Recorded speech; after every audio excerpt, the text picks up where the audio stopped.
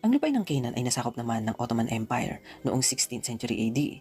Ito ay nagtagal ng higit sa 400 taon mula 1516 hanggang 1917. Naputo lamang ang paghahari ng Ottoman Empire sa Western Asia nang makipagsabuatan ang mga British sa iba't ibang Arabian nations noong World War I. Pinangakuan nila ang mga Arabs na kapag tinulungan nila ang Britanya na mapabagsak ang Ottoman Empire, ipagkakaloob nila ang kalayaan sa mga Arabo. Sa mga panahong ito, ang lupain ng Canaan ay tinatawag ng Palestine at ang bansang Israel ay hindi pa nag-i-exist. Nang bumagsak ang Ottoman Empire, sinakop ng Britanya ang teritoryong iniwan ng mga Ottomans at kabilang narito ang Palestine. Nang matapos ang World War I, ang populasyon ng Palestine ay tinatayang binubuo ng 80% na Arab Muslims, 10% na Jewish people at 10% na mga Christians. Ngayon mga ka-LE, nang bumagsak ang Ottoman Empire, maliit na lang ang populasyon ng mga Hudyo na naninirahan sa Middle East. Ang mga Hudyo noon ay watak-watak at nagkalat sa iba't ibang bahagi ng Europa. Dahil walang sariling bansa, ang mga Hudyo sa Europa ay bumuo ng maliliit na Jewish community sa mga bansa na kanilang tinitirahan. Tinatayang noong